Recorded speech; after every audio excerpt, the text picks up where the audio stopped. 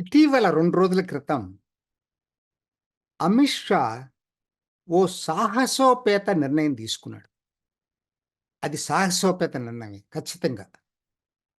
1634 కిలోమీటర్ల భారత్ మయన్మార్ సరిహద్దుకి కంచె వేయాలని చెప్పి నిర్ణయం తీసుకున్నాడు.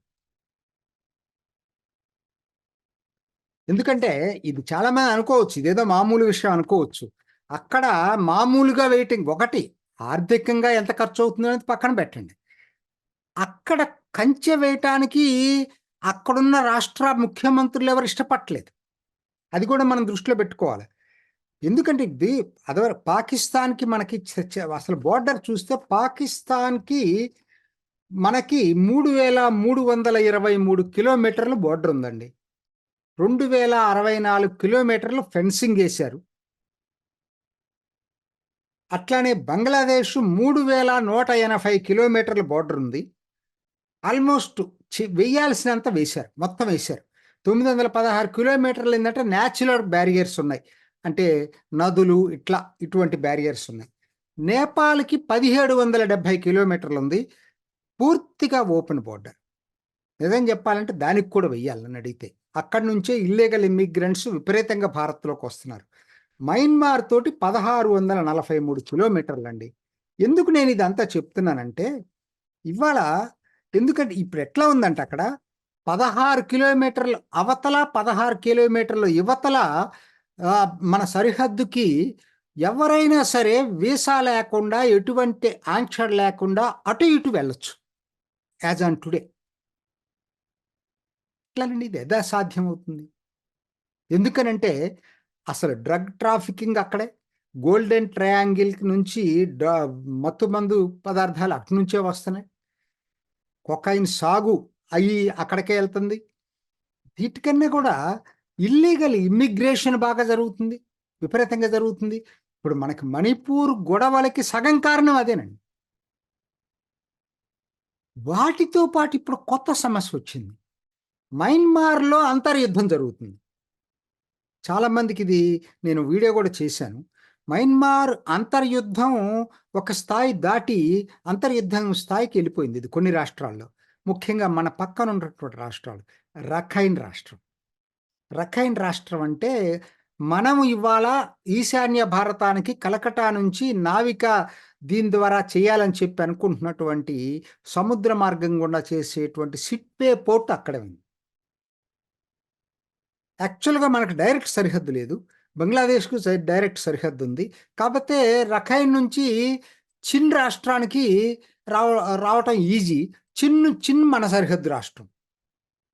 ఎందుకంటే అది బంగ్లాఖాతానికి ఆనుకొని ఉన్నటువంటి రాష్ట్రం ఇది. రోహింగ్యా ముస్లిమ్స్ అక్కడి నుంచే మయన్మార్ ప్రభుత్వం తరిమేసింది వాళ్ళని.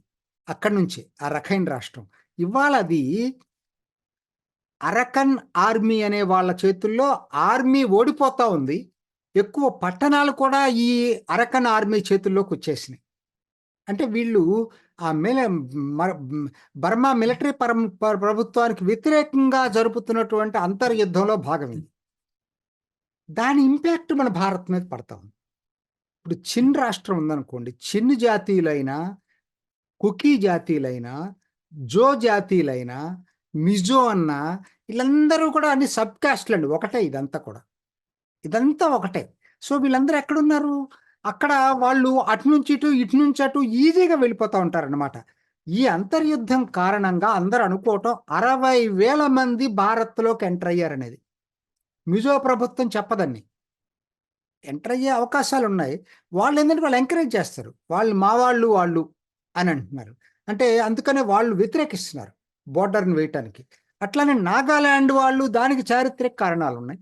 నాగాలాండ్ తీవ్రవాద సంస్థలన్నీ కూడా శిబిరాలు ఎక్కడున్నాయి? మయన్మార్ సరిహద్దుల్లో ఉన్నాయి. మణిపూర్ తీవ్రవాదులు, నాగాలాండ్ తీవ్రవాదులు, అస్సాం తీవ్రవాదులు, ఉల్ఫా, తర్వాత ఒకనాటి మిజోరాం తీవ్రవాదులకి అందరూ ఆ పోరస్ బోర్డర్ ఉండటంతోటి అక్కడ తీవ్రవాద శిబిరాలు పెట్టుకునేవాళ్ళు.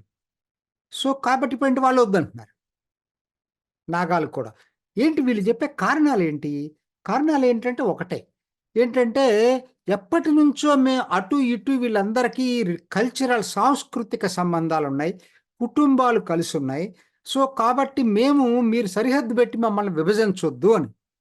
అఫ్‌కోర్స్ దానికి వాళ్ళు తెలివిగా కొన్ని తీసుకొస్తారు. కొన్ని గ్రామాల మధ్యలో నుంచి సరిహద్దు వెళ్తుందంటారు. వాటికేదో పరిష్కారం చూస్తారు. దాన్ని అడ్డం పెట్టుకొని మొత్తం వేయొద్దంటే కుదరదు గదా! సో, కాబట్టి అలా చెప్పేటట్టయితే అసలు నాకర్థం కాదు. మీకు బంగ్లాదేశ్‌లో, పశ్చిమ బెంగాల్‌లో ఉన్న వాళ్ళందరూ అటు ఇటు సంబంధాలు లేవా? అక్కడ దాకెందుకండి? ట్రైబల్స్ చెప్తాను. మేఘాలయలో ఉన్న గారో, ఖాసీ కొండల్లో నుంచి బంగ్లాదేశ్‌కి సంబంధాలున్నాయి. లేకుండా ఎక్కడా లేవు. పంజాబ్‌లో ఇవాళ మన పంజాబ్‌లో ఉన్నవాళ్ళు, పాకిస్తాన్ పంజాబ్‌లో ఉన్నోళ్ళకి సంబంధాలున్నాయి. సో, కాబట్టి సంబంధాలున్నాయి కాబట్టి దేశ సరిహద్దును మూసేసే అధికారం మీకు లేదని చెప్పటం అనేది అటు నాగాలాండ్ ముఖ్యమంత్రి అయినా, ఇటు మిజోరాం ముఖ్యమంత్రి అయినా చాలా చాలా తీవ్రమైనటువంటి విషయం నా దృష్టిలో. ఎలా చెప్తారండి? అరుణాచల్ ప్రదేశ్ ముఖ్యమంత్రి, మణిపూర్ ముఖ్యమంత్రి మాత్రం క్లోజ్ చేయాల్సిందే అంటున్నాడు. కంచె వెయ్యాలి అంటున్నారు. అంటే ఇది ఒక్క రోజులో కాదండి. కంచె వేయటం అంటే ఇప్పటికి 10 కిలోమీటర్లే ఉంది. ఆ మోరే దగ్గరే మణిపూర్ దగ్గర బోర్డర్ ఉంది. మిగతాయి మెల్లిగా ఇప్పుడు ముందు సూత్రప్రాయంగా ఒక డెసిషన్ తీసుకున్నారు. చేయటానికి 5 సంవత్సరాలు పట్టొచ్చు, 10 సంవత్సరాలు పట్టొచ్చు. కానీ ఈ లోపల ఏంటి వీళ్ళు నాగాలని, మిజోల్ని రెచ్చగొడుతున్నారు. వేయటానికి లేదు అని చెప్పి.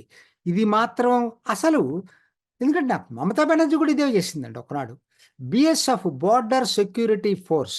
ఎందుకంటే బంగ్లాదేశ్ నుంచి ఇల్లీగల్ ఇమ్మిగ్రెంట్స్ వస్తున్నారు కదా అని చెప్పి కేంద్ర ప్రభుత్వం ఒక నిర్ణయం తీసుకుంది. బోర్డర్ సెక్యూరిటీ ఫోర్స్ పరిధి బోర్డర్‌కి ఆనుకొని దాదాపు 50 కిలోమీటర్ల వరకు ఉండాలని చెప్పి వాళ్ళొక నిర్ణయం తీసుకున్నారు. పెద్ద గగ్గోలు చేసేసింది మమతా బెనర్జీ. నాకు నాకు నాకు అర్థం కాని విషయం ఒకటే. రాష్ట్రాలు దేశ సరిహద్దుల విషయంలో వాళ్ళకి స్వేచ్ఛుందా నిర్ణయం తీసుకునేటువంటి స్వేచ్ఛ? అలా అయితే రేపొద్దున చాలా కష్టం.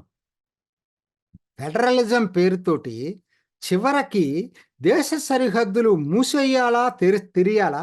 దేశ సరిహద్దుల్లో ఎలా ప్రవర్తించాలి దేశ సైన్యం అనేది కూడా రాష్ట్ర ప్రభుత్వాలు నిర్ణయానికి వదిలిపెట్టేటట్టయితే దేశ భద్రతకి పెను ప్రమాదం పొంచి ఉంది.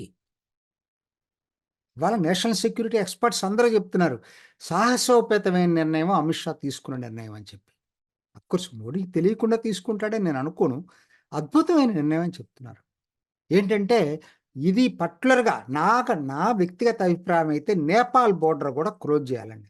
అసలు మీకు ఎక్కువ ఇల్లీగల్ ఇమ్మిగ్రెంట్స్ ఇవాళ ఆ కిషన్‌గంజ్ ఏరియా, సీమాంచల్ ఏదైతే ఉందో బీహార్‌లో, ఉత్తరప్రదేశ్ కూడా అటు నేపాల్ నుంచి వస్తున్నారండి. బంగ్లాదేశ్ నుంచి నేపాల్ ఎళ్లి, నేపాల్ నుంచి మనకు వస్తున్నారు. సో, కాబట్టి టైమొచ్చింది. అన్ని బోర్డర్స్ క్లోజ్ చేసినప్పుడే దేశ భద్రత అనేది చాలా సేఫ్‌గా ఉంటది మన హ్యాండ్స్‌లో. సో, కాబట్టి అందులో భాగంగా భారత ప్రభుత్వం తీసుకున్నటువంటి సాహసోపేత నిర్ణయం ఇవాళ భారత మయన్మార్ సరిహద్దుకు కంచె వేయటం. ఎవరు వ్యతిరేకించినా, మిజో వ్యతిరేకించినా, నాగా వ్యతిరేకించినా ఆగుతుందని నేను అనుకోను. ఇవన్నీ ఆలోచించుకున్న తర్వాతనే అమిత్ షా ఈ నిర్ణయం తీసుకున్నాడు.